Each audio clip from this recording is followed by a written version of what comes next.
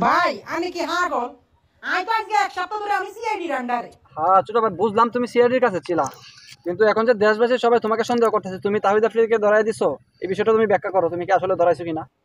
আমি যদি হেরে ধরাই দিতাম তাহলে তাই প্রথম ধরিয়ে আমি যে এক সপ্তাহ ধরে আমি সিআইডি আটকে রাখছে, সিআইডির আন্ডারে সিআইডি আর চোখে চোখে রাখছে, তো তো হেকতে ধরা খাইছে তো আমার লগে এর লগে তো কোনো যোগাযোগ না। আমার তো হচ্ছে হের বাপের যেদিন তো হচ্ছে আমার হে দিন হের বাপের আগে আমার হচ্ছে প্রথমে তো হচ্ছে আমার আর আগে সজল ভাইকে কথা বলছেন ভাই। মানে এসব মিথ্যাচার কেন যে সারা আল্লাহর গজব পড়বে এখন তার উপরে।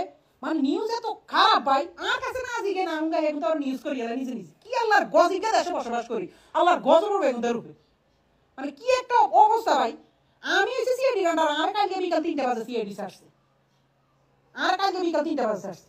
আল্লাহ গেল কোনো যোগাযোগ নাই কিছু নাই, হেবেলে নোয়াখালী গেছে হের ফ্যামিলির মধ্যে মাত্র আমি ওই আহাত ভাই লগে দুলাভাই লগে কথা গেছি। দুলাভাই তো তোর নাম কেন মানুষ বলা আমি বুঝলাম না।